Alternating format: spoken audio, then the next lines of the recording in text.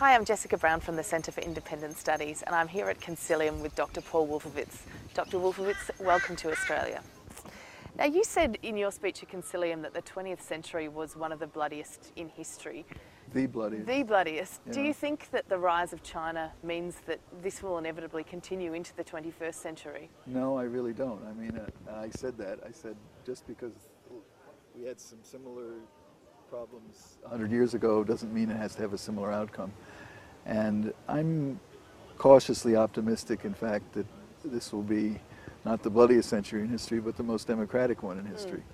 But it, I think, requires realism about problems and not just thinking everything will be fine if we don't worry about it. Yeah. The economic performance of China, you said, is tied to a few political weaknesses. Can you take us through them? Basically, it's a regime that lacks political legitimacy entirely, and there is no reason. I mean, legitimacy is important. People need to have a reason why they're ruled by the people that rule them. And in the case of China, the one thing going for this government basically is the fact that it's produced extraordinary economic growth. And let's be fair, it has been extraordinary. Hundreds of millions of Chinese who were desperately poor 30 years ago have at least a reasonable living standard today, and that continues. But it's like, as I said, it's like a man riding a bicycle. If he slows down, the bicycle tips over. What is the chance of a transition to democracy? Because, as you said, if this economic growth falters in some way, then a lot of that political legitimacy is lost. Can China transition? I think it's going to have to transition, and one could actually imagine, I suppose, crudely speaking, two scenarios. One is if the economic progress does falter and there are serious political problems in China, you, I think, tend to see some kind of, let's call it, revolutionary change, which may or may not have a democratic outcome, but it would certainly be, I think, a protest against this form of government. And it's interesting, by the way, that, you know, when the Jasmine Revolution started in Tunisia, the regime in China banned the sale of jasmine flowers, which is a traditional Chinese flower, because that shows how I think insecure they feel.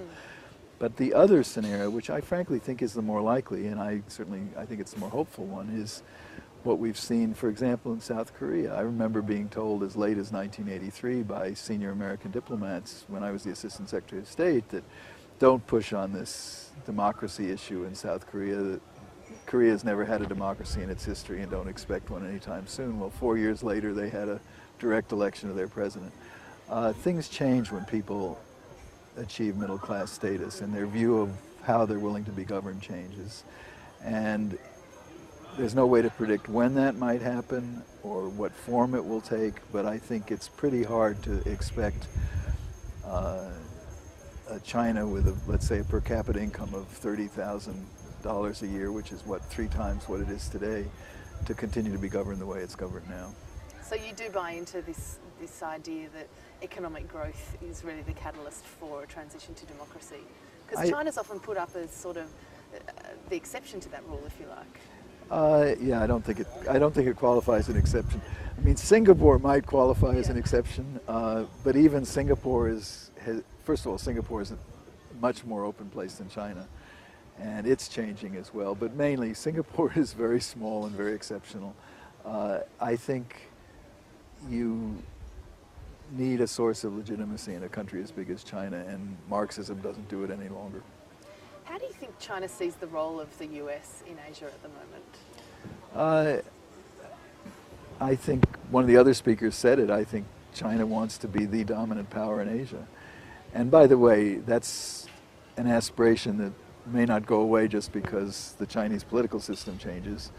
But I think the forms that it would take would be different. And an Asia in which China is the dominant economic power is very different from an Asia in which China is really a dominantly coercive power.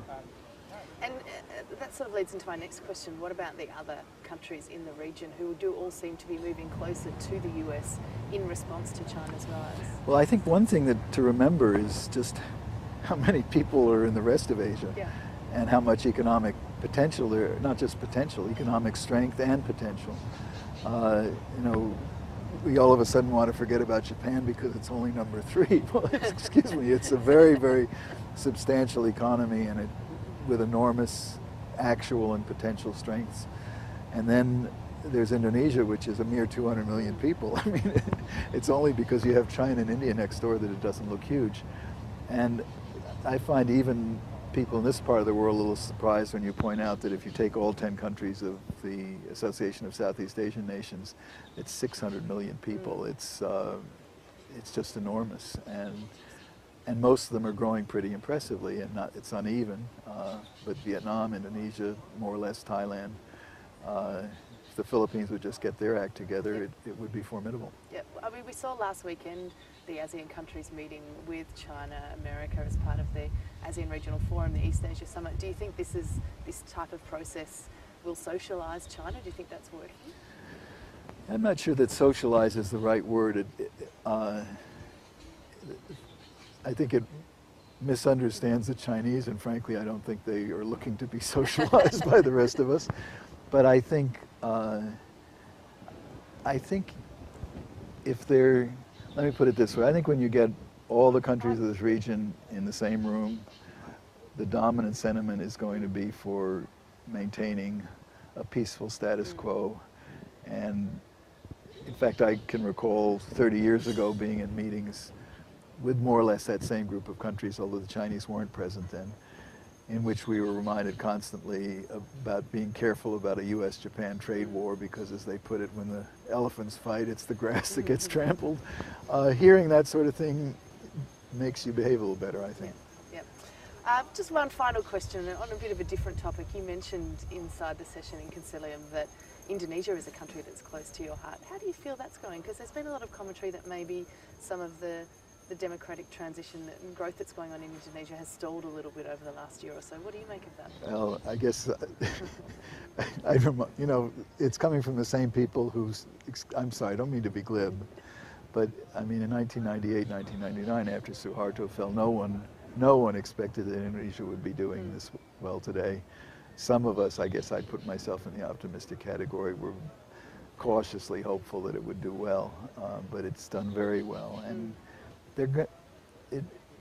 especially for a poor country without developed institutions that took literally centuries in the U.S.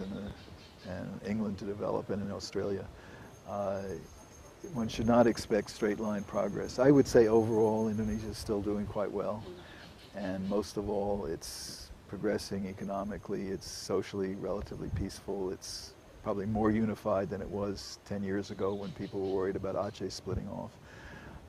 There are terrible problems of corruption.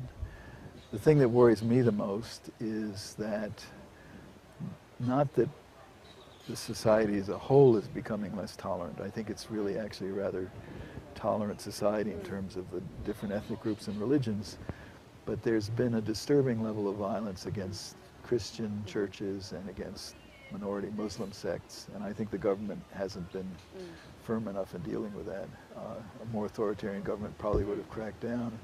Once in a while it's better to have an authoritarian government. Overall, I'd say I'll take the route that Indonesia's on today. I think it's a good thing for everybody. Well, it sounds like you're a bit of an optimist across the board about the whole region.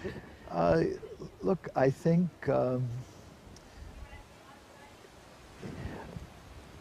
I mean, one has to be cautious and one can't be Pollyanna, but I think Americans and Australians and others from our tradition should take some real pride, I think, in the enormous strength of the ideas of political freedom and economic freedom in terms of the prosperity they can bring to people and the individual satisfaction they can bring. And I think it's not an accident that when Arabs of your generation, the 20, 30-year-old generation, look around the world and see freedom as developing in Asian countries that never had it, in the former Soviet Union that didn't have it for so long, and they say, why are we different? Well, we're not going to be different. And it's not cultural imperialism. It's not imposing our values on other people. It's saying, I think that there is I hesitate about the word universal, but a very broadly felt desire to govern yourself and to be able to make your own way in the world economically. Excellent. Well, thank you so much for joining us here at Concilium, and thanks for your time, Dr. Welcome. Wolfowitz. Thank you. Thanks.